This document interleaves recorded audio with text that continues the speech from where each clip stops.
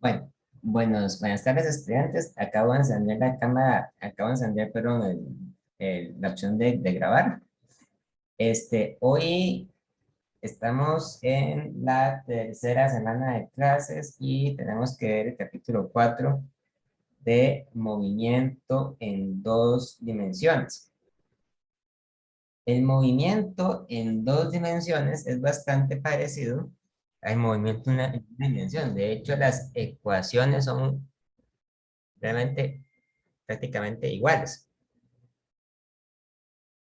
El principal cuidado que tenemos que tener cuando estudiamos el movimiento en dos dimensiones es que tenemos que saber cómo separar el movimiento en sus componentes.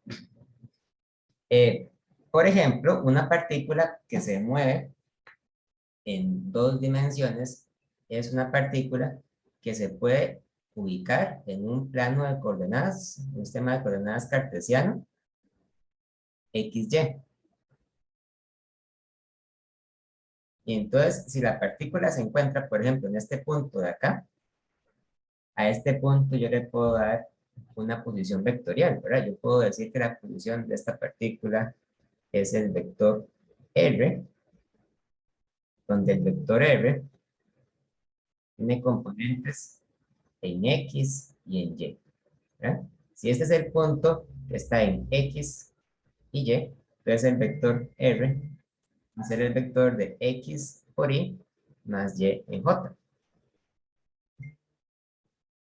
Si ustedes quieren sacar la velocidad total de esa partícula, entonces lo que tienen que hacer es derivar todo el vector de posición con respecto al tiempo. La velocidad va a ser entonces la derivada de r con respecto al tiempo, y eso va a ser entonces la derivada con respecto al tiempo de x por y más y por j. Y eso es entonces igual a y por la derivada con respecto a x de t, más j por la derivada con respecto a y de t, y eso es igual a la velocidad en x en y más la velocidad en y en j. O sea que la velocidad tiene también sus componentes y cada uno de los componentes de la velocidad se pueden calcular derivando las correspondientes este, las correspondientes componentes en X y en Y. De la misma forma, yo también puedo hablar acerca de una aceleración en X, derivando la velocidad con respecto a X con respecto al tiempo, y una aceleración en Y, derivando la velocidad en Y con respecto al tiempo, ¿verdad? O sea, que cada una de estas tiene su propia aceleración por aparte. En el tema de movimiento en dos dimensiones, vamos a cubrir dos casos importantes de movimiento en dos dimensiones. Uno va a ser el movimiento parabólico, que espero poderlo abarcar en el día de hoy, y el otro va a ser el movimiento circular, que a lo mejor lo logramos empezar a ver el día de hoy, si no lo terminamos de ver el otro viernes. El movimiento parabólico es una generalización del movimiento en caída libre. Lo que diferencia al movimiento parabólico del movimiento en caída libre es que el movimiento parabólico permite, además del movimiento vertical, permite que exista un movimiento horizontal también. Entonces, un caso donde hay movimiento parabólico sucede, por ejemplo, cuando una persona patea un balón de fútbol, ¿verdad? Si ustedes patean un balón de fútbol, pues el balón de fútbol va a describir una trayectoria parabólica. Parabólico quiere decir que se describe mediante una función cuadrática. Ahora vamos a ver bien que ese es efectivamente el caso. Lo que pasa es que mientras que la bola se encuentra describiendo el movimiento parabólico, en cada uno de los puntos donde se encuentra la bola va a tener un vector de velocidad diferente, porque la velocidad va a ir cambiando según la posición de la partícula en ese lugar. Por ejemplo, cuando la bola se encuentre en esta posición, la velocidad va a apuntar hacia esta dirección, ¿verdad? Pero cuando la bola se encuentre en esta posición de acá, la velocidad va a apuntar hacia esta dirección. O sea, la velocidad va cambiando tanto en su magnitud como en su dirección. Profe, ¿podría volver a repetir eso? Es que no entendí. La velocidad de la bola cambia de dirección porque la bola a veces va subiendo, a veces va bajando, ¿verdad? O sea, eso depende de la posición donde se encuentre. Por ejemplo, cuando la bola se encuentre exactamente en el punto más alto de su parábola, en ese momento el vector de velocidad va a ser completamente horizontal. Esto se puede entender a partir del hecho que yo he mencionado en la clase pasada, que cuando un cuerpo está en caída libre, al momento de llegar al punto más alto, su velocidad en y va a ser cero. Y por lo tanto, toda la velocidad que conserva va a estar dirigida hacia el eje X. En particular, es importante resaltar el vector de velocidad inicial. La velocidad inicial es la velocidad con la que el proyectil empieza a moverse. Y a esa velocidad usualmente se la representa con una V y una I, ¿verdad? Entonces, esto que está aquí es el vector de velocidad inicial. Cuando nosotros describimos el movimiento parabólico, es muy importante especificar también cuál es la dirección que tiene esa velocidad inicial. La velocidad inicial usualmente se representa mediante un ángulo que se mide con respecto al eje X, o con respecto a la línea horizontal. Si está ahí, entonces sería el ángulo de la dirección inicial. Cuando un objeto se lanza verticalmente y por lo tanto se encuentra en un estado de caída libre, el ángulo de velocidad inicial siempre es 90 grados, si es que es lanzado hacia arriba, y sería de menos 90 grados o de 270 grados si el objeto es lanzado verticalmente hacia abajo. Pero cuando el movimiento es parabólico, el ángulo puede tener cualquier valor, ¿verdad? Puede ser de 30 grados, de 45 grados, de 50 grados, etc. A la velocidad, usualmente, conviene separarla por componentes. La velocidad es un vector y tiene, por lo tanto, componentes.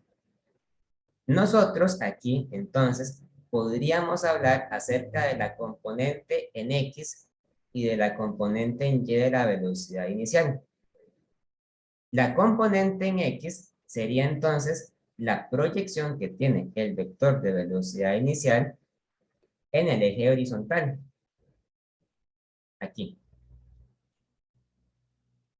Esta flechita entonces sería la componente horizontal de la velocidad inicial que vamos a llamar v y x. Por otro lado, la velocidad inicial también va a tener una componente vertical. La componente vertical es la proyección que tiene el vector de velocidad inicial en el eje vertical o en el eje Y. Entonces, esto que está aquí sería la componente vertical de la velocidad inicial v y y. Yo puedo entonces calcular o puedo relacionar las componentes de la velocidad inicial en términos de la magnitud de la velocidad inicial y del ángulo θi, siempre y cuando yo recuerde que toda esta estructura que está acá forma un triángulo rectángulo. Así pues, es posible utilizar las funciones trigonométricas para recordar lo siguiente. El coseno del ángulo θi, en este caso se puede calcular dividiendo la componente horizontal de la velocidad, v y x, dividido entre la magnitud de la velocidad, vi. Mientras que el seno de zeta inicial se puede calcular como la componente vertical de la velocidad inicial, v y y, dividido entre la magnitud, vi. De esa manera, nosotros podemos calcular la componente horizontal, v y x, como la magnitud de la velocidad inicial por el coseno de zeta inicial. Y se puede calcular la componente vertical de la velocidad v y y como la magnitud de la velocidad inicial por el seno de zeta inicial. Ahora bien, lo que distingue al movimiento parabólico de otros tipos de movimiento es la dirección hacia la cual sucede la aceleración.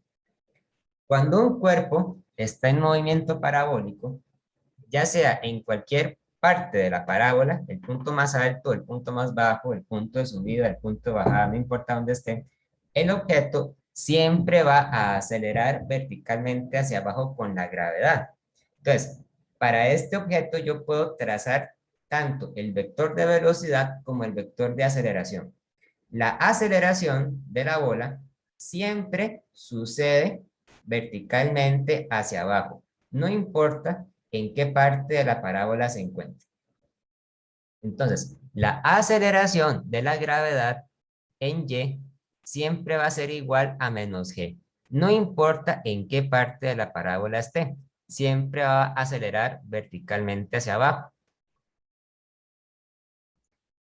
Ahora, una cosa muy importante a tener en cuenta es que el objeto que se encuentra en movimiento parabólico no acelera hacia los lados. Es decir, no acelera ni hacia la derecha, ni hacia atrás, ni hacia adelante.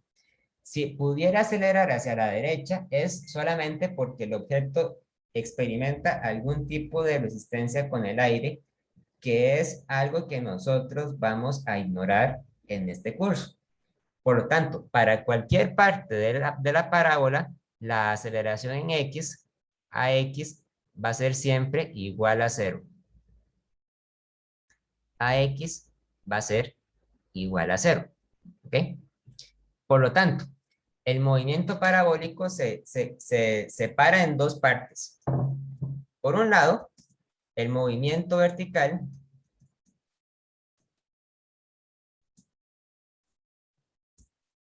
es acelerado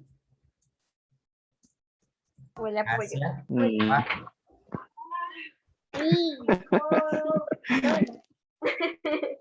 El movimiento vertical es siempre acelerado hacia abajo. Es decir, acelera con la gravedad. Pero el movimiento horizontal no es acelerado. Y por lo tanto, la velocidad horizontal siempre es constante. La aceleración horizontal, la velocidad horizontal siempre es constante. La velocidad vertical no es constante. Entonces, cuando nosotros tenemos en cuenta estos datos, podemos hacer una especie de cuadro acerca de cuáles van a ser las ecuaciones que van a describir el movimiento parabólico. El movimiento parabólico se debe dividir entonces en el eje horizontal y en el eje vertical.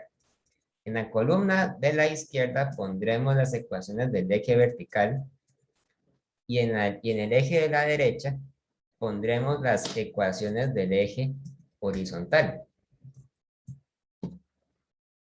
Entonces, en el eje vertical, el movimiento va a ser acelerado hacia abajo.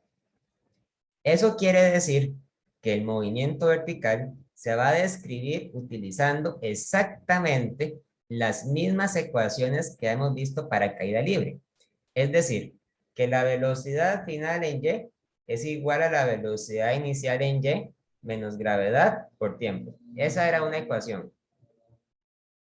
Otra ecuación era la ecuación larga que decía que la y final menos la y inicial es igual a la velocidad inicial en y por el tiempo menos un medio de gravedad por tiempo al cuadrado. Y la otra ecuación de caída libre que hemos visto era la que decía que la velocidad final en y al cuadrado es igual a la velocidad inicial en y al cuadrado menos 2 veces la gravedad por y final menos y inicial. Esas son las ecuaciones de caída libre.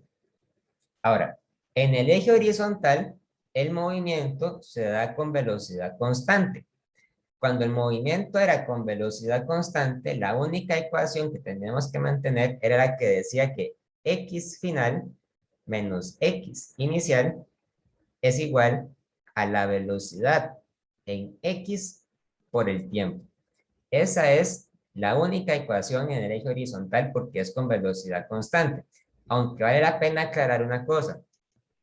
Si la velocidad horizontal se da con velocidad constante, entonces eso quiere decir que si yo eventualmente llego a calcular la velocidad inicial en x, entonces la velocidad inicial en x siempre va a ser igual a la velocidad final en x, ¿verdad?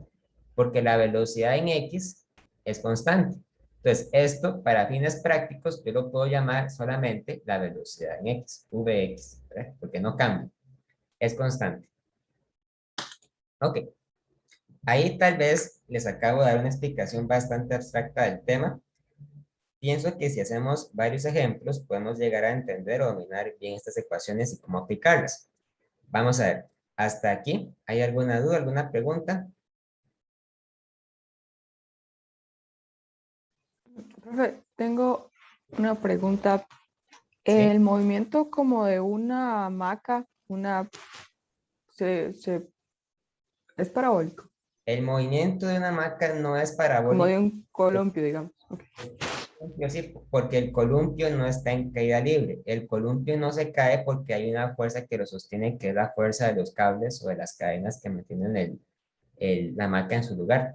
Entonces, no es un columpio. De hecho, un columpio se parece más al movimiento de un péndulo que se estudia con más detalle en física 2. O sea, es un movimiento en 2 dimensiones, pero no es movimiento parabólico. Ok. Gracias. Muy bien. Ay, no entendí muy bien esa última ecuación. La velocidad en X no cambia. La velocidad inicial en X va a ser igual a la velocidad final. Y en general podemos decir que es igual a la velocidad en X. No hay que decir si es inicial o final, porque siempre es igual. Ok. Profe, entonces digamos, en ese caso, ¿cómo quedarían las fórmulas que tienen velocidad inicial y velocidad final? En eso es como el que tengo un enredo. Bueno, no se pone nada. Aquí nada más ponemos Vx. Recuerde que el movimiento horizontal no es acelerado, por lo tanto ninguna ecuación debería depender de v inicial o v final. En cambio, el movimiento vertical sí es acelerado. Para el movimiento vertical sí es absolutamente necesario poner vfy o viy. O sea, hay que distinguir la velocidad inicial en y y en x. Y profe, digamos, en la aceleración, en el eje vertical, siempre va a ser la gravedad igual. Sí, porque estamos asumiendo que los objetos caen debido a la fuerza de gravedad. Siempre hace la gravedad. ¿Ok? Le damos un ejemplo.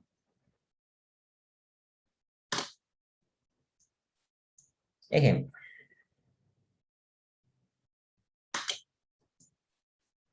Un futbolista patea un balón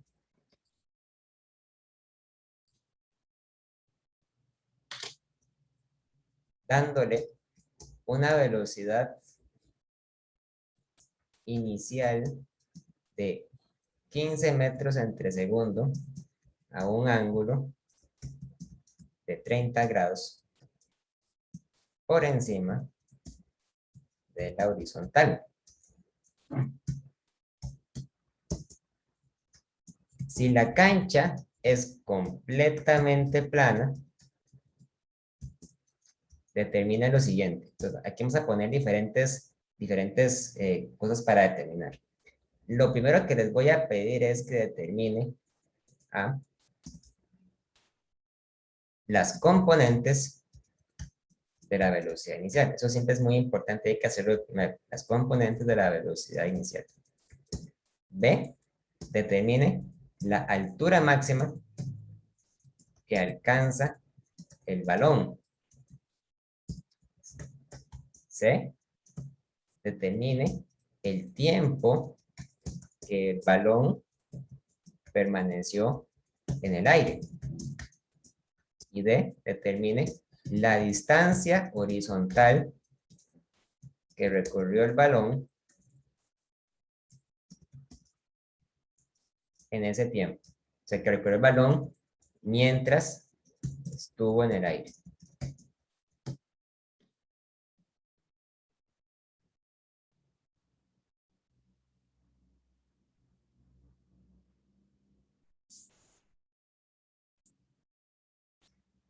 Entonces, el futbolista llega y patea el balón.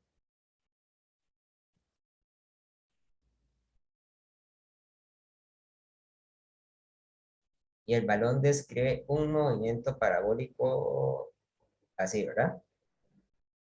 Muy bien. Pues, en primer lugar, nosotros tenemos un vector de velocidad inicial. La velocidad inicial se describe con un vector que apunta hacia la dirección en que el balón primero empieza a moverse. La velocidad inicial tiene entonces una magnitud que es igual a 15 metros entre segundo. Y forma un ángulo zeta inicial de 30 grados.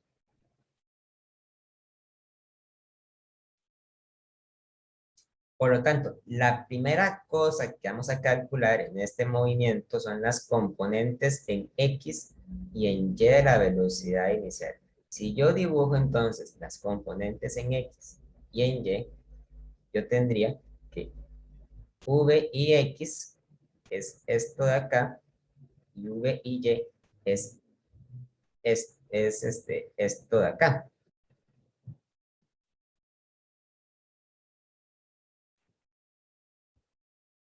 V y X y V y Y.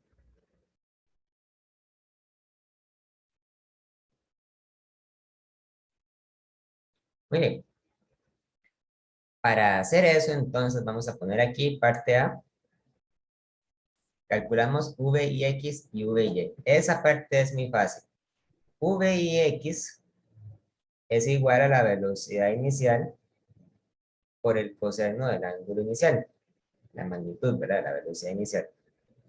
Se calcula entonces multiplicando 15 metros entre segundo por el coseno de 30. 15 metros entre segundo multiplicado por el coseno de 30 es igual a, déjenme sacar la calculadora para ver cuánto da.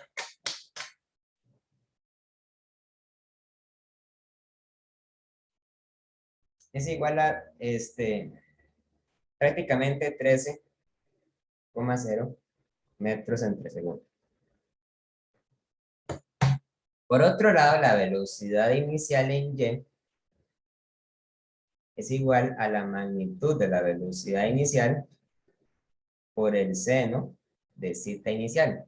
Eso es igual, entonces, a 15 metros entre segundo por el seno de 30, y eso me da 7,50 metros entre segundo. Así que con esto podemos decir lo siguiente: la velocidad inicial es un vector que es igual a la componente de la velocidad inicial en X por Y más la componente de la velocidad inicial en Y por J. Y esto a su vez es igual a 13 metros entre segundo en Y más 7,50 metros entre segundo en J. Es decir, hemos representado el vector de velocidad inicial usando las componentes de la velocidad inicial. ¿Ok? Y ya con eso entonces contestamos la parte A de la pregunta. Muy bien. Hasta este momento, ¿hay alguna duda? ¿Hay alguna pregunta? Profe, digamos, si ahí dice si la cancha es completamente plana y si no fuera, digamos así, plano, las fórmulas sirven Sí sirven, o sí, pero el hecho de que no sea plana o el hecho de que no fuera plana, digamos, lo que podría significar es que la altura a la que aterriza la bola no es igual a la altura a la que fue disparada, ¿verdad? Con decir que la cancha es plana, lo que yo estoy haciendo es asumir que la bola eventualmente va a aterrizar a la misma altura que fue lanzada. Que eso perfectamente puede no ser el caso, pero para este problema vamos a decir que sí. ¿De acuerdo? de acuerdo, profe, pero digamos, las fórmulas sirven. Las fórmulas son exactamente las mismas, son generales. Ok, ok. Ok. Ahora, para la parte B, me dicen determine la altura máxima que alcanza el balón. La altura máxima es la altura a la que se encuentra en este momento, ¿verdad? De hecho, la fórmula para la altura máxima resulta ser que es exactamente la misma fórmula que usamos para el problema de movimiento en caída libre. Sin embargo, vamos a hacer la derivación una vez más para que ustedes entiendan cómo se saca eso. Para hacer eso, yo voy a llamar a los diferentes puntos de la parábola con un nombre diferente. Por ejemplo, en el momento en que la bola sale disparada, aquí, a este punto lo voy a llamar el momento A. Cuando la bola alcanza el punto más alto, aquí, lo voy a llamar el momento B. Y cuando la bola alcanza el punto final, o el punto en el que aterriza, lo voy a llamar el momento C. Esto para evitar utilizar las etiquetas de inicial y final, porque en este caso, como en este problema hay tantos momentos importantes, diferentes, ¿verdad? Tal vez lo más conveniente para evitarnos hacer enredos es ponerle a los momentos nombres como momento A, momento B y momento C, en lugar de ponerles momento inicial y final, porque recuerden que al fin y al cabo, lo que ustedes deciden llamar como inicial o final es completamente arbitrario. Entonces, vamos a utilizar para esto las etiquetas A, B y C. Por lo tanto, si yo decido hacer eso, yo podría llegar y decir entonces que la velocidad en el punto A en X es justamente esta que calculé acá, o sea, es 13 metros por segundo. Y la velocidad que tiene en el punto A en el eje Y va a ser 7,50 metros entre segundo. Muy bien. ¿Cómo hago para encontrar la velocidad en el punto B? Antes que nada, cuando llega el punto B, que es el punto más alto, entonces el movimiento de la bola en este lugar va a ser completamente horizontal. Recuerden que en la clase pasada yo les había dicho que cuando un objeto alcanza el punto más alto, su velocidad vertical va a ser cero.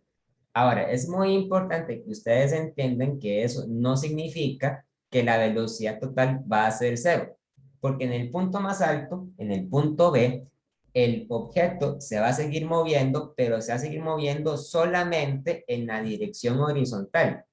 Entonces, eso quiere decir lo siguiente. En el punto B, la velocidad vertical, que yo voy a llamar para este caso la velocidad VBY, va a ser cero. ¿Ok? Va a ser cero porque ese es el punto donde se encuentra más arriba y en ese lugar la velocidad vertical pasa de ser positiva a ser negativa. Pero la velocidad del punto B en el eje X no va a ser igual a cero. De hecho, la velocidad vertical en el punto B en el eje X va a ser exactamente igual a la velocidad horizontal, perdón, en el punto A en el eje X. O sea, va a ser igual a 13,0 metros entre segundo. Es decir, la velocidad horizontal siempre, siempre, siempre va a ser igual a 13 metros por segundo, porque la velocidad horizontal no cambia porque el objeto no acelera nunca en la dirección horizontal. Así que yo podría utilizar las ecuaciones de movimiento parabólico que tengo acá, ¿verdad? Para encontrar a qué altura se encuentra el objeto cuando llega al punto B. Vean que nosotros perfectamente podemos asumir que la altura inicial o la altura en A es 0. El YA va a ser igual a 0. El YC también va a ser 0. El Y que no conocemos es el Y en B. Entonces, para encontrar el Y en B, yo voy a utilizar los siguientes datos. Para la parte B, tengo los siguientes datos. Yo tengo que la velocidad en A en Y es 7,50 metros entre segundo. Tengo que la velocidad en A en X es 13 metros entre segundo. Tengo que la velocidad en B en Y es 0. La velocidad en B en X es también 13 metros entre segundo. Tengo que la altura en A es 0. La altura en B no la conozco. Entonces, ese va a ser el dato que nos piden. Nos piden encontrar YB. Y un dato que no conocemos es el tiempo de vuelo que le toma al balón llegar al punto B. Entonces, nosotros no conocemos el tiempo.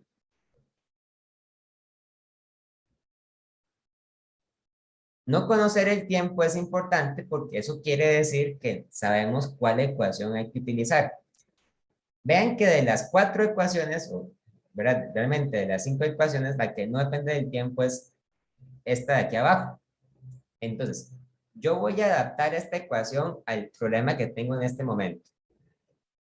La ecuación dice entonces que la velocidad final en Y al cuadrado es igual a la velocidad inicial en Y al cuadrado menos 2 veces G por YF menos Y inicial.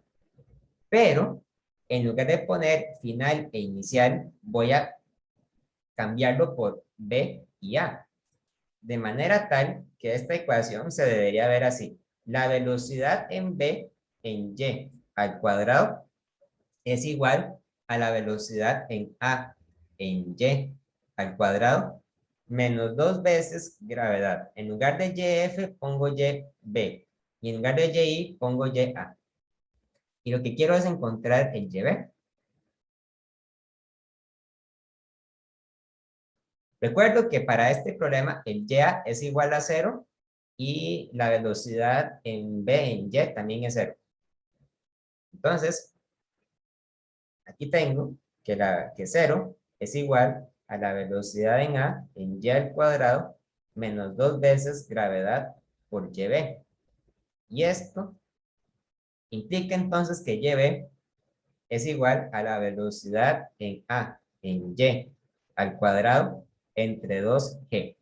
Ok, solamente para recordarlo bien, recuerden que la clase pasada habíamos llegado a que la fórmula para poder calcular la altura máxima era la velocidad inicial en Y al cuadrado entre 2G.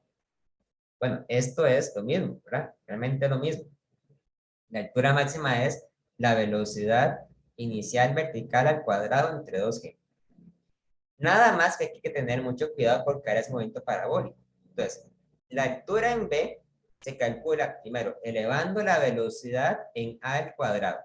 Vean que aquí nosotros no tenemos que tomar la velocidad inicial de 15 metros entre segundo. Lo que hay que tomar es la velocidad inicial en Y, que era de 7,50 metros entre segundo. Entonces, esto es igual a 7,50 metros entre segundo al cuadrado dividido entre 2 veces 9,8 metros entre segundo a la 2. Y eso nos da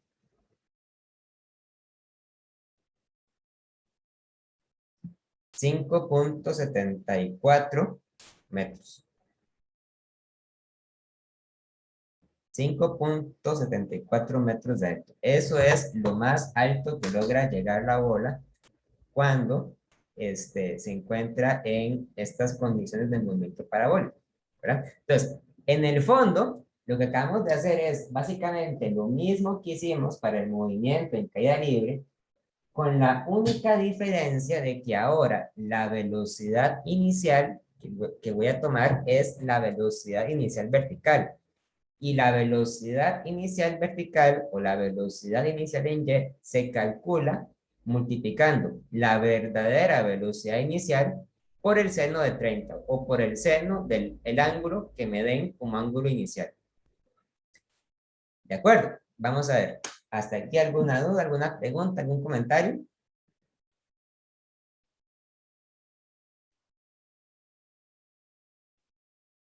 Profe, Sí. en este caso es cuando está en el punto máximo y Ajá. y si a uno más bien le dan un, o sea, un intervalo de tiempo o un segundo en específico y le piden la altura.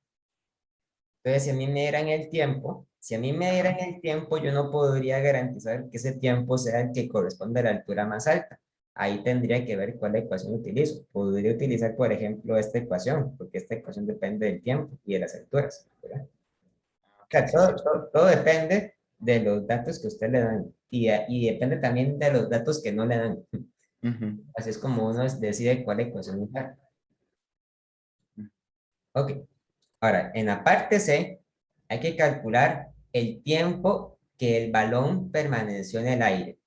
El tiempo que el balón permaneció en el aire se puede entender como el tiempo en que el balón estuvo entre el punto A y el punto C. Vamos a ver, ¿alguien levantó la mano? Vamos a ver, ¿alguna duda, alguna pregunta? Profe, yo, digamos, no entendí por qué la velocidad en el punto B en Y es cero. Porque es el punto más alto. También, digamos, para Y y para X es No, cero. no, para X no es cero, para X es uno que es 13 metros. Ah, ok. Más bien es en X donde se mantiene, es en Y donde es igual a cero. En X siempre es igual, en Y cambia, ¿verdad? En el punto más alto la velocidad en Y es cero. Ah, ok, pensé que era al revés. Gracias. Entonces, en cualquier punto de la trayectoria, la velocidad en X siempre es 3.0, en este caso. En este caso, ¿verdad? O en general siempre es la misma, Ok. ¿ok? Profe, ¿Sí? usted al inicio dijo que esto iba a tener como varias direcciones. En este movimiento parabólico en dos dimensiones, solo va a tener como tres direcciones, arriba, abajo o hacia algún lado, ¿verdad? No, cuando dije lo de las direcciones, lo que quise decir es que la flecha que describe la velocidad apunta hacia varias direcciones diferentes. Aquí apunta hacia esta dirección, ¿verdad? Pero aquí apunta hacia esta otra dirección. Cuando se encuentre aquí va a apuntar hacia esta dirección, ¿verdad? En la parte más alta apunta hacia la derecha.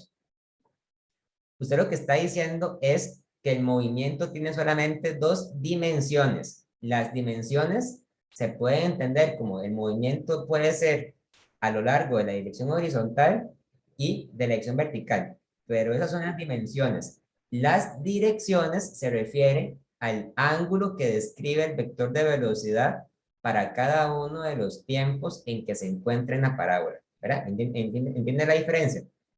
Sí, sí, sí, ahora sí lo estoy captando. Sí, es que al inicio o sea, lo comprendí de otra manera y erróneamente. Ok. Creo que alguien levantó la mano.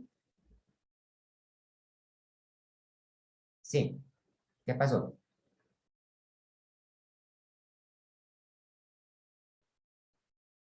Ok. Bueno, la parte C dice, calcula el tiempo en que el balón permaneció en el aire. Eso se puede entender como el tiempo que transcurrió entre el punto A y el punto C.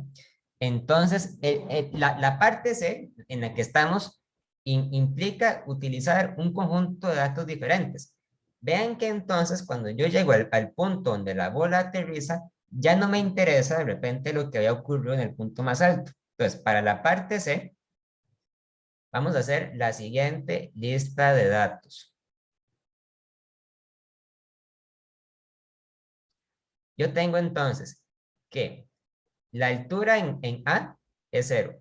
La altura en C también era 0, ¿verdad? La velocidad en A en Y era de 7,50 metros entre segundos. La velocidad en A en X era de 13 metros entre segundo. ¿Qué pasará con la velocidad? Bueno, la velocidad apunta hacia abajo, ¿verdad? Apunta verticalmente hacia abajo.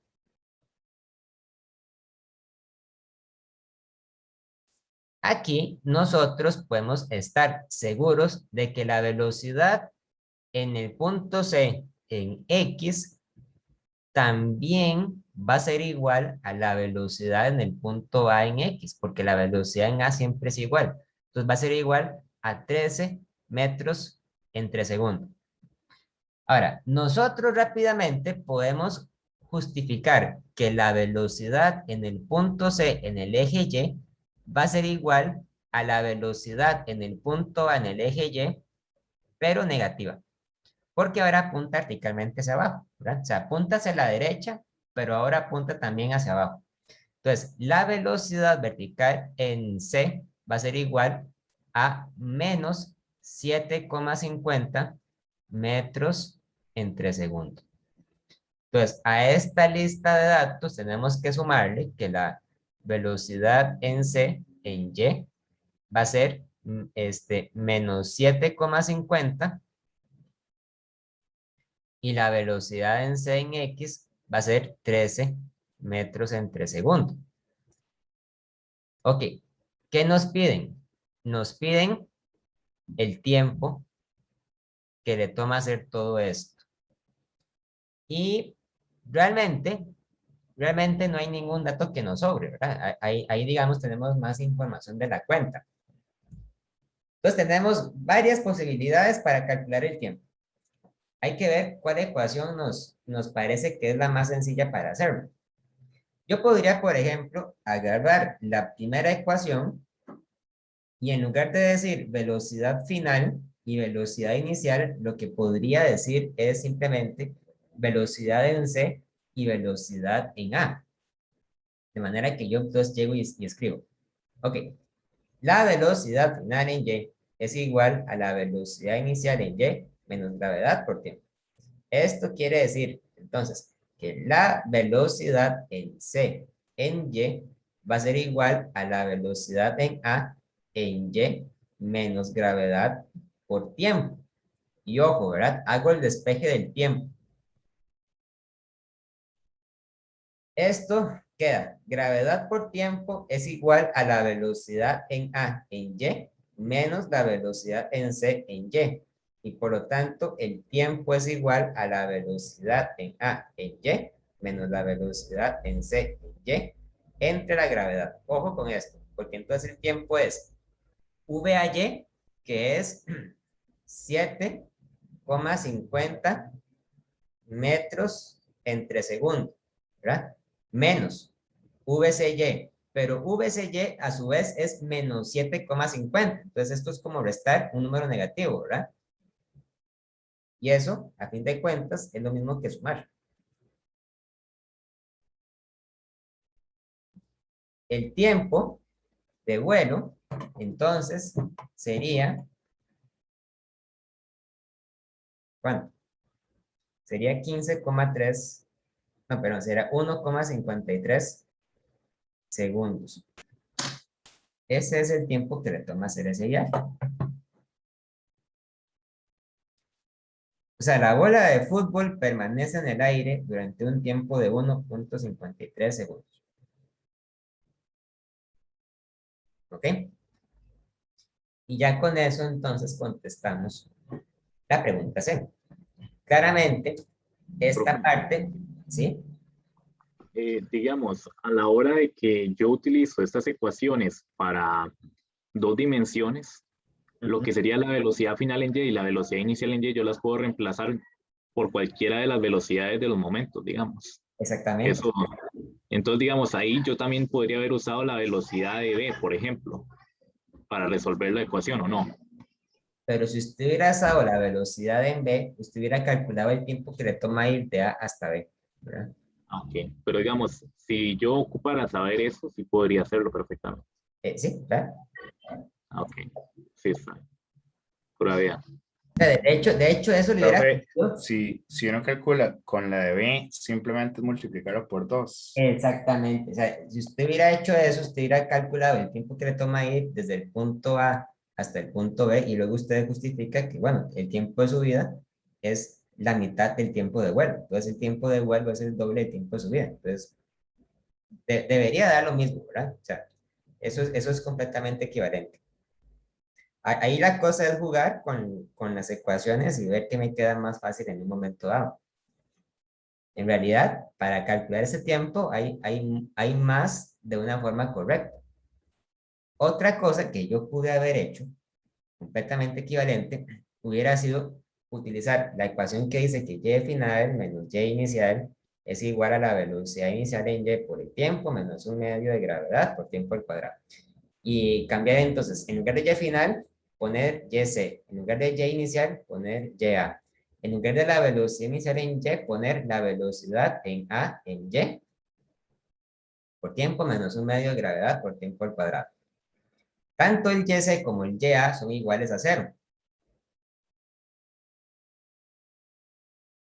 Y entonces aquí llegamos y decimos que 0 es igual a la velocidad en a en y por t menos un medio de gravedad por tiempo al cuadrado.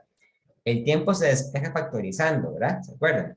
0 es igual a tiempo por velocidad en a en y menos un medio de gravedad por tiempo. Y al final, cuando nosotros exigimos que este factor sea igual a 0, nos quedamos con que la velocidad en a en y menos un medio de gravedad por tiempo es 0.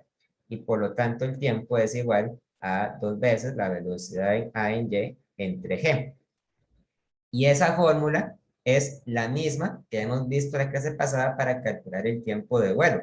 El tiempo de vuelo se calculaba, ustedes recordarán, multiplicando 2 veces la velocidad inicial en y entre la gravedad. Si yo hiciera eso, entonces el tiempo me hubiera dado 2 veces 7,5 metros entre segundo entre 9,8. Y eso da exactamente lo mismo que esto. Eso da también 1,53 segundos. Ok, son las 3:50, tengamos un recreo y a las 4 regresamos. ¿Ok? Ok. Por último, les pedía que calcularan la distancia horizontal que recorrió el balón mientras estuvo en el aire, ¿verdad? Obviamente, si la cancha es plana y completamente horizontal, entonces uno puede entender que la distancia horizontal se refiere a esta separación, ¿verdad? La que hay entre el punto A y el punto C. Y es la separación horizontal. Claro, entonces solamente existe una única fórmula que nos da una forma de sacar la distancia horizontal, que es esta, ¿verdad? XF menos XY igual a la velocidad en X por el tiempo. Entonces, para la pregunta D, decimos lo siguiente. Queremos calcular XF menos XY igual a VX por el T, por el tiempo, ¿verdad? Ahora, para este problema, nosotros podemos, de manera completamente arbitraria, sin ningún problema, tomar el X inicial o el X, mejor dicho, el X en el punto A como 0, ¿verdad? Y de esa forma, el X en el punto C va a ser el X que nosotros queremos encontrar aplicando las fórmulas de movimiento parabólico. Vean que para hacer eso, hace falta entonces conocer el tiempo. Y el tiempo sería justamente el tiempo de vuelo que usamos en la parte anterior. Entonces, esta ecuación se simplifica a xc menos xa igual a la velocidad en x por el tiempo de vuelo, donde xa es 0 La velocidad en X, recuerden que realmente no importa si es la velocidad que se mide en el punto A, en el punto B o en el punto C, puesto que la velocidad en el eje X siempre es igual a 13 metros sobre segundo.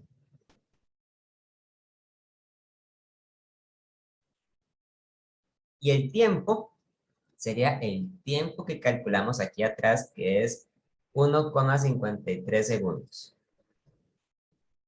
Así que nosotros decimos xc es igual a xa más vx por t es igual a 0 más 13 metros entre segundo por 1,53 segundos.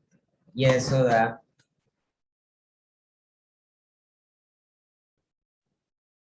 19,9 metros. Esa es la distancia que recorre el balón de fútbol mientras se encuentra en el aire. El balón corre una distancia de 19,9 metros en el aire. ¿Okay? Y con eso terminamos la pregunta. Vamos a ver, ¿hay alguna duda, alguna inquietud con esto? Vean que para calcular entonces la distancia horizontal hace falta aplicar la fórmula del movimiento horizontal. Y esa fórmula originalmente no era una fórmula de caída libre, ¿verdad? Es una fórmula que se agrega o que se añade cuando estamos aceptando problemas que pueden ser de movimiento parabólico. Y para poder calcular la distancia horizontal que recorre el balón, antes hace falta conocer también el tiempo de vuelo. Y por eso fue que el tiempo de vuelo lo calculamos antes. ¿De acuerdo? ¿Estamos claros entonces? Sí, profe, todo claro. Ok. Sí, profe. Ahora, vamos a hacer otro problema de ejemplo. Para la distancia horizontal es el alcance. Sí, es lo mismo. En algunos lados a la distancia horizontal le llaman el alcance. Lo mismo. Ok. Para ilustrar un punto muy importante, vamos a considerar el siguiente ejemplo.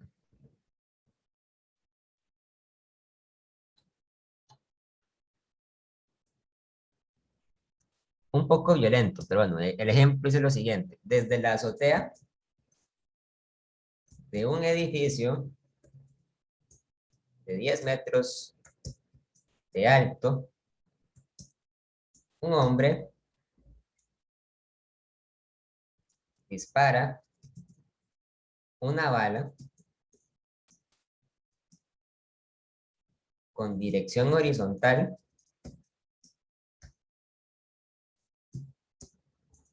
y una rapidez inicial de 100 metros entre segundo. Exactamente al mismo tiempo, otro hombre deja caer una moneda desde la azotea del edificio.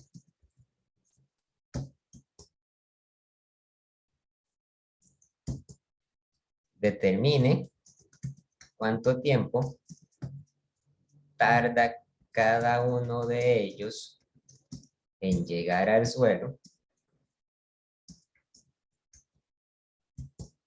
y con qué rapidez golpean el suelo.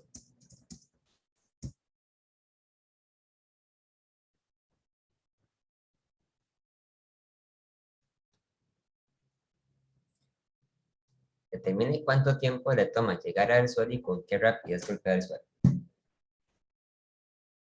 Entonces, nosotros tenemos un edificio muy alto, de 10 metros.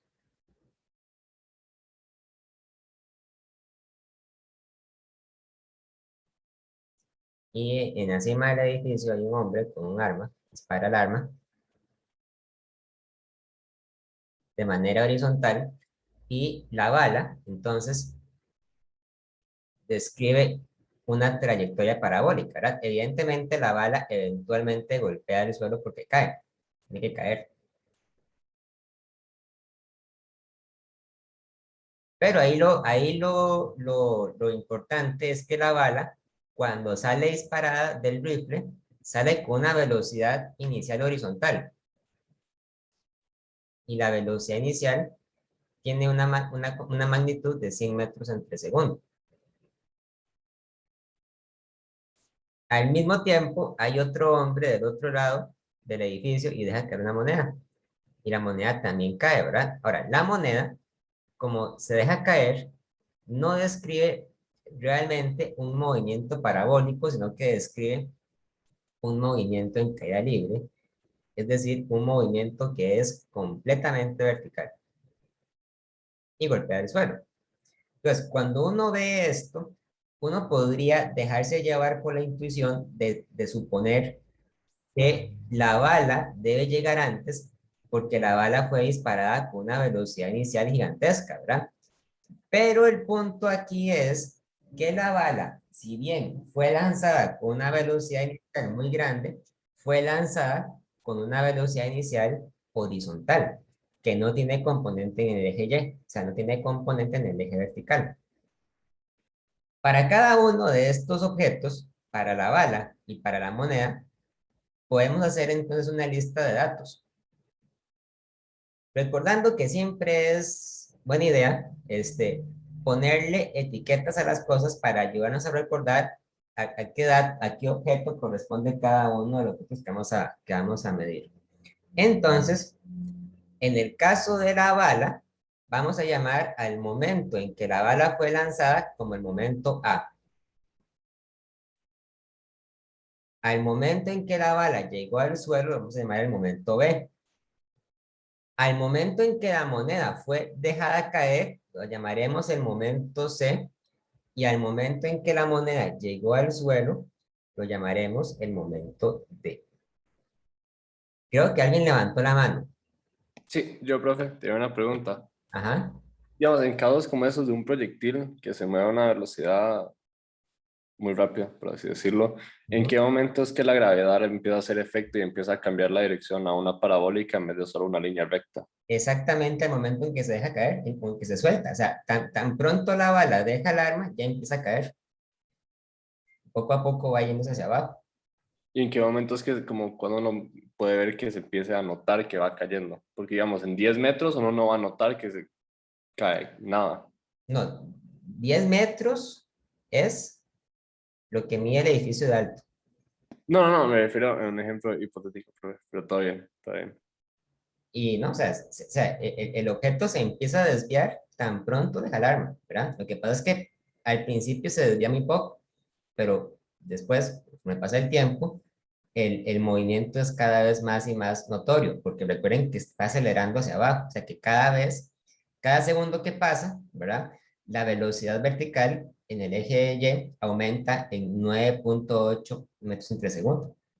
Entonces, no hay, digamos, realmente un momento de tiempo específico que yo le pueda decir, ah, no, a partir de aquí fue que se empezó a desviar, no, o sea, esto se empieza a desviar tan pronto empieza a moverse, ¿verdad? Pero, como es una trayectoria parabólica, entonces hay que recordar que la desviación es más pronunciada cada segundo que pasa, ¿verdad? O sea, entre mayor es el tiempo, mayor va a ser la desviación que esto experimenta. Eso es algo subjetivo. Ok, entonces, vamos a hacer una lista de los datos. La altura inicial de la bala y de la moneda son ambas la altura de la azotea, es decir, 10 metros. Entonces, el YA es igual al YC, es igual a 10 metros. Por otro lado, la altura final de la bala y la altura final de la moneda también son las mismas, pero son las alturas del suelo. Tomaremos el YB y el YD, ambos iguales a 0. Sí, alguien levantó la mano. ¿Qué pasó?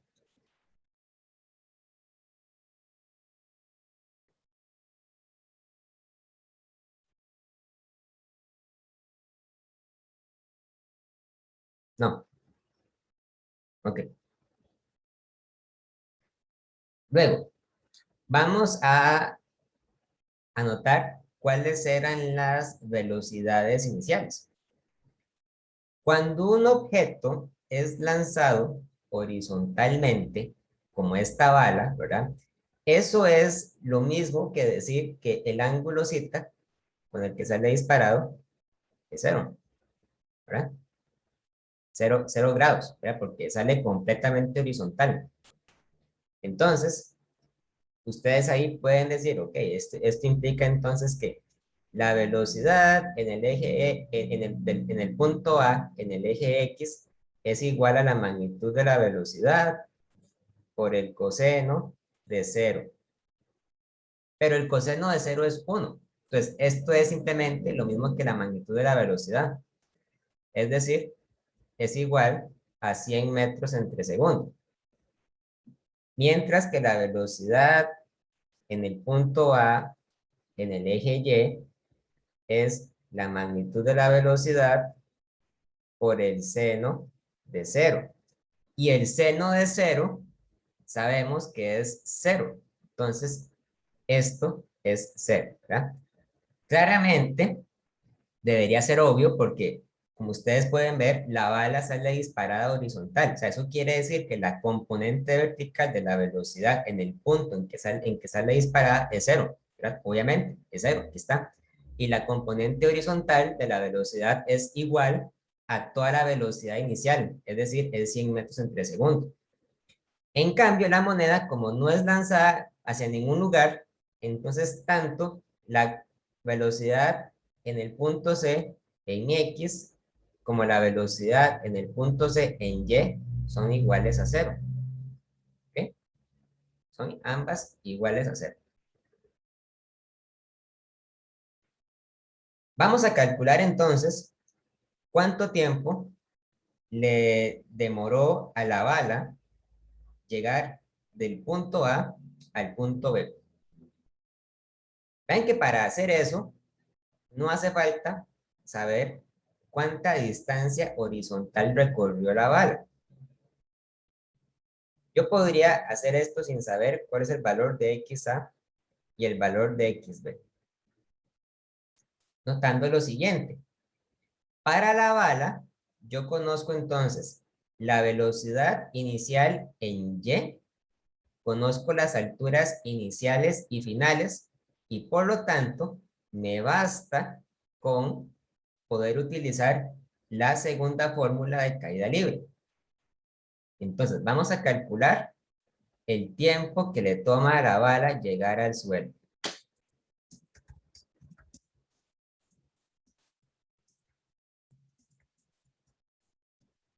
El tiempo que le toma a la bala llegar al suelo se puede calcular con la fórmula que dice Y final menos Y inicial es igual a la velocidad inicial en Y por el tiempo menos 1/2 por gravedad por tiempo al cuadrado. Y en lugar de decir final e inicial, voy a decir B y A. Entonces, el Y, B, menos el Y, A, es igual a la velocidad en A en Y por el tiempo, menos 1/2 de gravedad por tiempo al cuadrado. En este caso, la altura en B es 0 y la velocidad inicial en A, la velocidad vertical en A es 0 también. Entonces, decimos que este señor se va porque es 0 y todo esto que está aquí también se va porque la velocidad inicial en A, en el eje Y, es 0. Al multiplicarlo por el tiempo también es 0, ¿verdad? Entonces, ya hacer eso simplifica considerablemente los cálculos, porque tenemos que menos YA es igual a menos 1/2 de gravedad por tiempo al cuadrado. Y entonces, al despejar esto, tenemos que el tiempo al cuadrado es igual a 2 veces el YA entre la gravedad. El tiempo sería entonces, técnicamente, sería más o menos raíz cuadrada de 2 veces YA entre G. Obviamente, recordando lo que habíamos dicho la clase pasada, nosotros escogemos el signo de esto en base a si lo que estamos calculando es algo que sucede después o sucede antes. Claramente, la bala debe chocar contra el suelo después de haber sido disparada, no al revés, ¿verdad? Entonces, tomamos como respuesta la positiva. Y el tiempo que le toma a la moneda, a la bala, perdón, llegar al suelo es la raíz cuadrada de 2 veces 10 metros entre 9,80 metros entre segundo al cuadrado, y eso da 1,43 segundos. Este es el tiempo que le toma a la bala llegar al suelo. Ok, creo que alguien levantó la mano.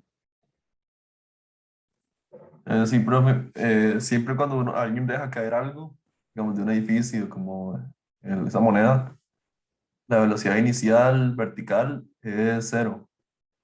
Si el problema dice en esas palabras que el objeto se deja caer, la velocidad vertical es 0, ¿verdad? Pero si la pregunta dice algo distinto, si dice, por ejemplo, que el objeto se lanzó, ya sea hacia arriba o ya sea hacia abajo, en esos casos no se puede tomar la velocidad inicial como 0, ¿verdad?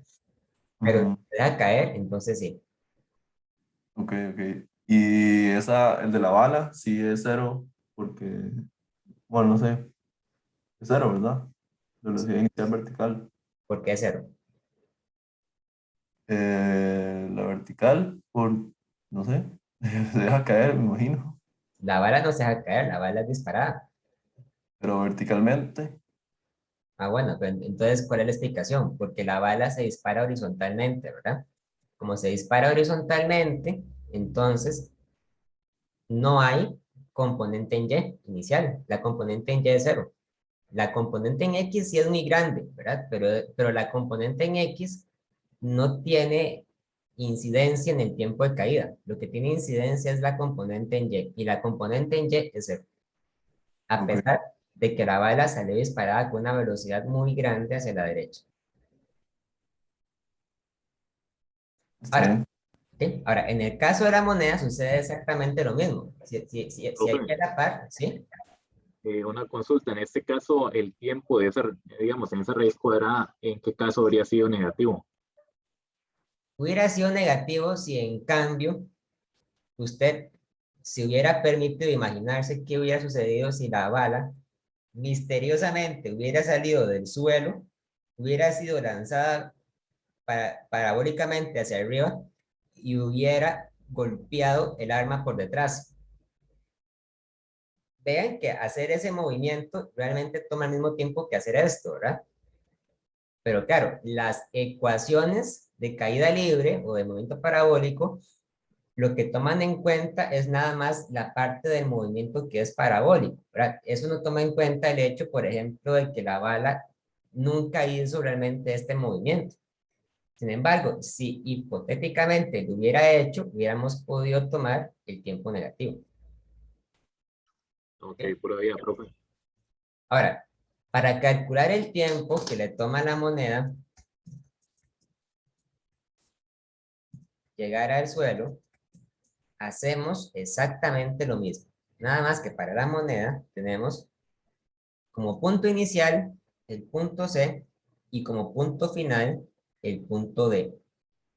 Entonces, en lugar de decir YF menos YI igual a la velocidad inicial en Y por el tiempo menos un medio de gravedad por tiempo al cuadrado, vamos a decir entonces la altura en D menos la altura en C es igual a la velocidad en C en Y por el tiempo menos un medio de gravedad por tiempo al cuadrado. La altura en D es 0, ¿verdad? Y la velocidad vertical en el punto C también es 0.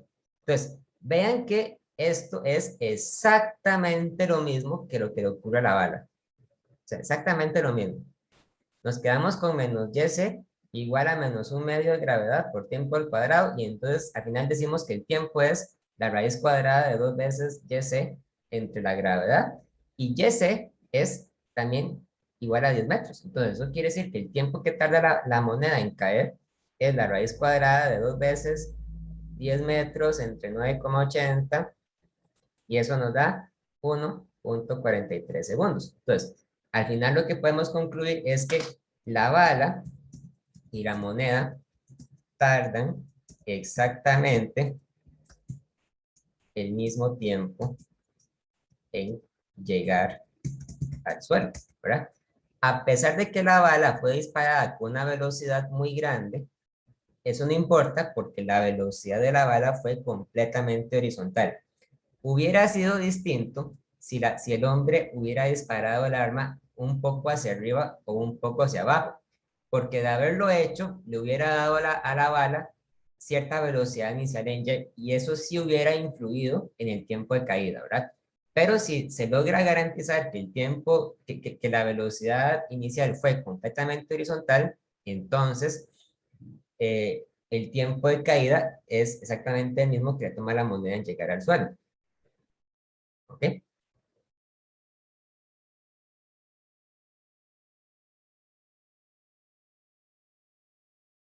¿Hasta aquí alguna duda, alguna pregunta?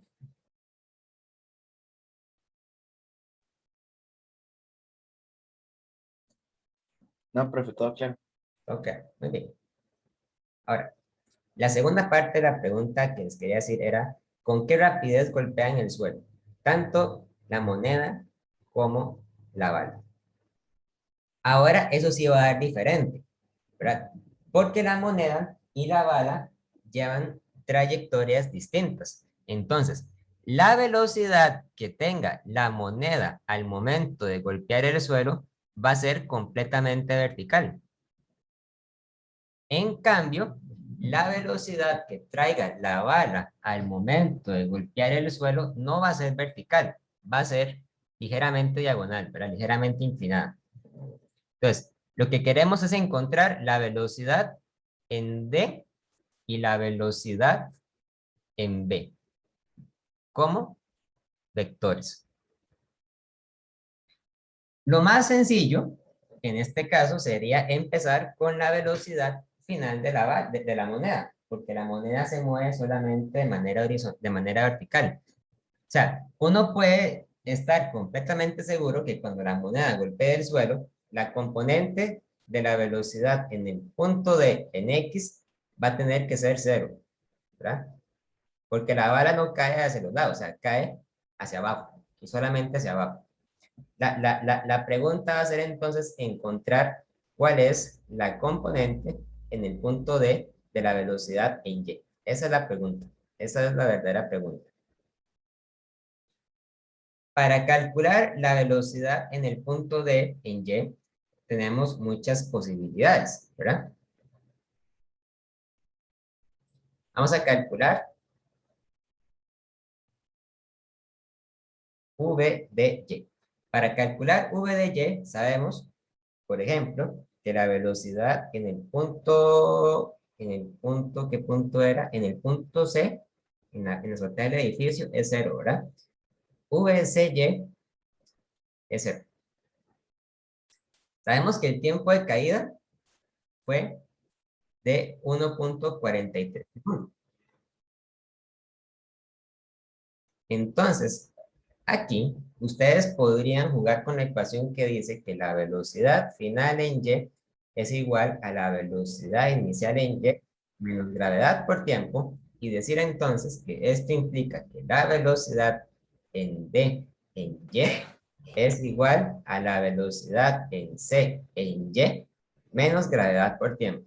Haciendo esto, estamos dando por un hecho entonces que estamos tomando como punto inicial la velocidad en C y como punto final la velocidad en D.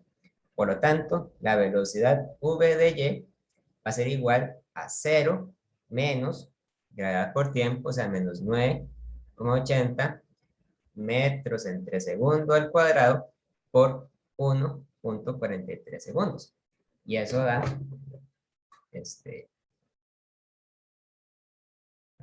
eso da menos 14,0 segundos.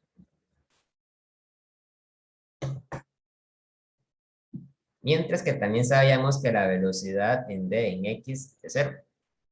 Entonces, Cuando queremos representar la velocidad en el punto D como un vector, decimos que VD es igual a V de X en Y más V de Y en J.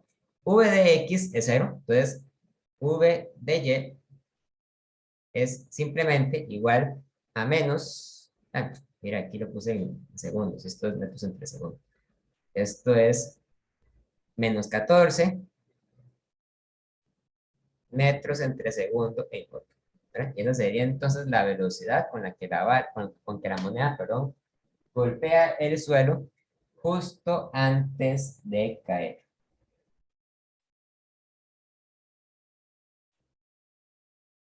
Ahora determinemos cuál es la velocidad final, pero de la bala.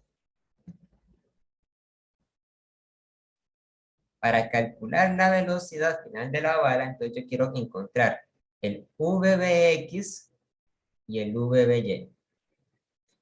Vean que calcular el VBX no es ningún problema.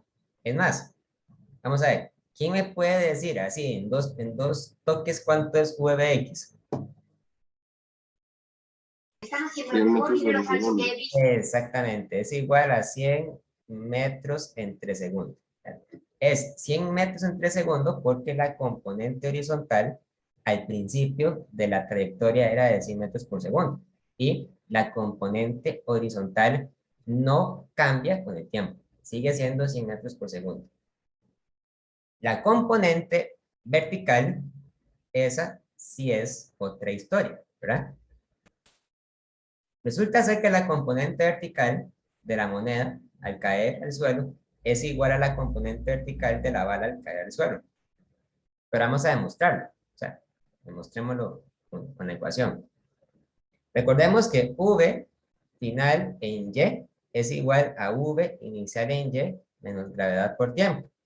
Entonces yo puedo cambiar esto por la velocidad en B en Y es igual a la velocidad en A en Y menos gravedad por tiempo. Por lo tanto, la velocidad en B en Y es 0 menos 9,80 metros entre segundo al cuadrado por 1,43 segundos. Y esto también es igual a menos 14 metros entre segundo. La velocidad en B en X, sin embargo, es 100 metros entre segundo. Entonces, cuando yo represento la velocidad en el punto B como un vector, debo poner que esto es igual a VBX en Y más VBY en J. Y por lo tanto, la velocidad en el punto B como un vector es igual a 100 metros entre segundo en Y menos 14 metros entre segundo en J. Inclusive podríamos, si quisiéramos, sacar la magnitud de esa velocidad, solamente por hacer el cálculo. La magnitud de esta velocidad, entonces, se calcula usando Pitágoras, ¿verdad? Sería la raíz cuadrada de VBX al cuadrado más VBY al cuadrado. Es igual a la raíz cuadrada de 100 metros entre segundo al cuadrado más 14, bueno, en realidad menos 14, pero eso no es importante, menos 14 metros entre segundo al cuadrado. Y nos debe quedar, ¿sí? Ahí porque la velocidad en Y es negativo. ¿Por qué? O sea, porque va para abajo, pero... Va para abajo, sí, ¿verdad? Pero, o sea, no es como un valor absoluto eso, como... No, las componentes pueden ser negativas. Perfectamente pueden ser negativas. De hecho, las componentes verticales son negativas cuando los objetos se mueven hacia abajo. Y son positivas cuando se mueven hacia arriba. Lo que siempre es positivo es la magnitud de los vectores, no sus componentes. Así, por ejemplo, en este caso, cuando yo calculo la magnitud, tengo que esto es igual a la raíz cuadrada de 100 al cuadrado, más, abro paréntesis, menos 14, al cuadrado. La magnitud de la velocidad es 100, bueno, ahí para que vean la diferencia, es 100, bueno, en realidad pongámoslo, es 101 metros entre segundo. Esa magnitud sí tiene que ser positiva. La magnitud de la velocidad es positiva independientemente de hacia dónde se dirige la velocidad. Lo que sí puede ser positivo o negativo son las componentes de los vectores, ¿verdad? La componente en Y y la componente en X pueden perfectamente ser números negativos dependiendo si el vector se mueve hacia abajo o hacia la izquierda. Pero la magnitud del vector, es decir, lo que ustedes sacan con Pitágoras, siempre es positivo. ¿Sí? Sí, está bien. Profe, esto es un 101. Sí. Ok. Entonces, en realidad dio como 100.975 o algo así, pero bueno, por redondearlo, pongámoslo como 101.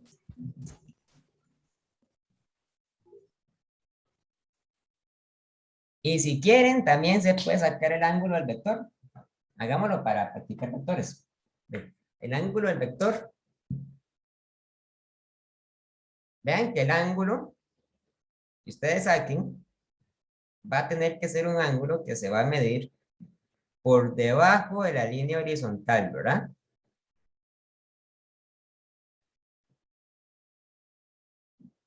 Aquí. Este va a ser un ángulo que está por debajo de la línea horizontal. Vean que hay que ser muy cuidadosos, porque para sacar ese ángulo, yo tengo que recordar que la componente vertical de la velocidad va a ser negativa, ¿verdad? Eso quiere decir algo, por supuesto. Cuando yo calculo entonces la velocidad vertical, bueno, calculo la velocidad en el punto B, yo tengo que la velocidad en B forma un vector que va hacia abajo y hacia la derecha, ¿verdad? Yo quiero sacar el ángulo zeta y yo me recuerdo entonces que el lado del triángulo que va hacia la dirección horizontal es el VBX. Y el lado del triángulo que va hacia abajo, en la dirección vertical, es el VBY. Y este ángulo es igual a 90 grados, ¿verdad? Entonces, el tangente de zeta se calcula dividiendo el cateto opuesto entre el cateto adyacente. Pero como el cateto opuesto es negativo, yo seré cuidadoso y voy a decir que esto es igual al valor absoluto de VBY entre el valor absoluto de VBX. Es decir, esto es el valor absoluto de menos 14 metros entre segundo entre el valor absoluto de 100 metros entre segundo.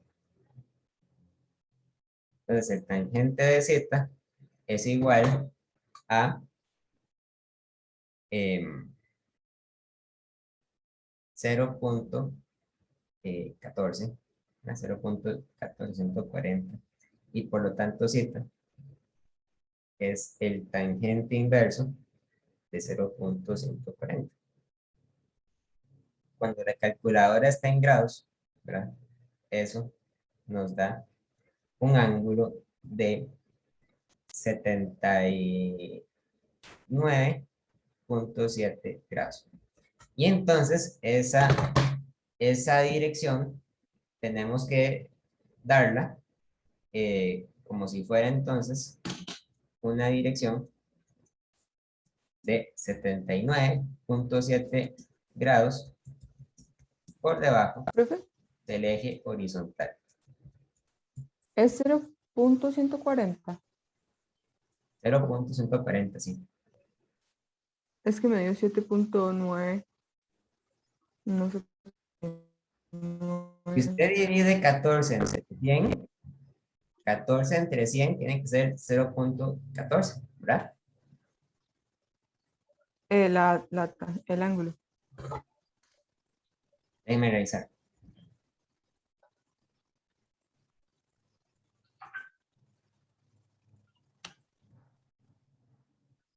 está esto. Su calculadora no estará en radianes. No, pero, ok. Voy a revisar. ¿Cuánto le da usted, perdón? 7.969. O sea, igual, pero Ah, sí, con la coma. sí. Toda la razón, toda la razón, toda la razón. Es la coma. Ok. Aquí, ¿verdad? Y entonces borramos esto. Entonces, la dirección es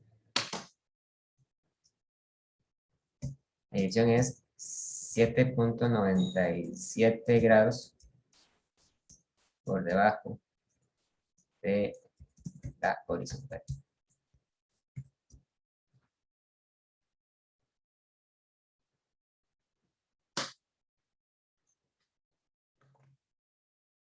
Por debajo de la horizontal.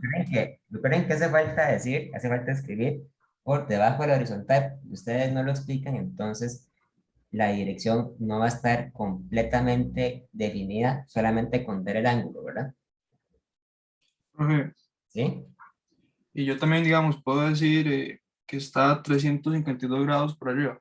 O sea, Es una forma, es un rodeo que se puede dar, sí, claro, también se puede decir. ¿Sí?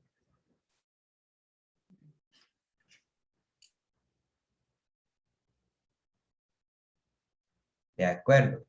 Vamos a ver, ¿alguna otra duda, preguntas?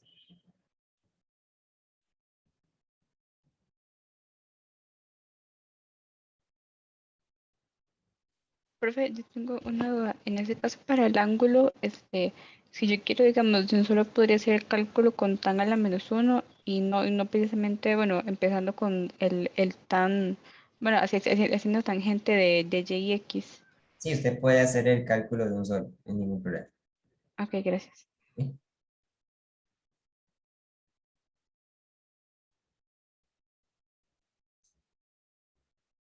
Profe, ¿Sí? entonces cuando es caída libre, se puede decir que la velocidad es solamente uno de los componentes del vector. Y Cuando cuando es, sí, digamos, podemos decir que caída libre es el caso particular del movimiento parabólico en que la velocidad en x es siempre igual a cero, porque no hay movimiento horizontal, ¿verdad? O sea, el movimiento en caída libre es solamente vertical, mientras que el movimiento parabólico admite movimiento horizontal y movimiento vertical al mismo tiempo.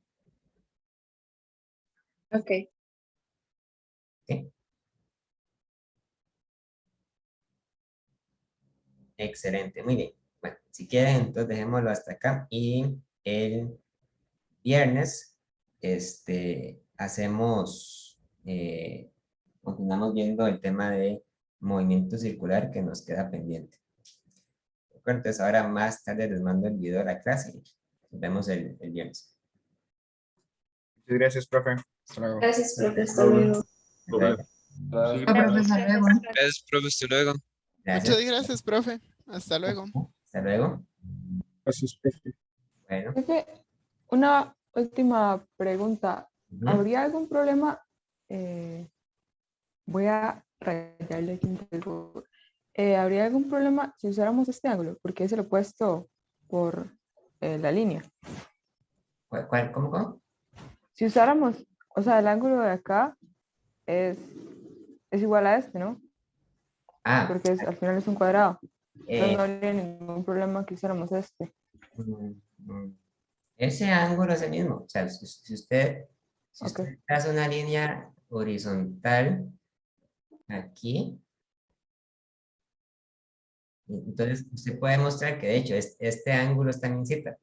O sea, es el mismo cita. ¿Verdad? Sí, sí, lo opuesto. Son Ok. paralelos, sí. Entonces sí, no habría problema. Sí. Ok. Gracias. Hasta luego.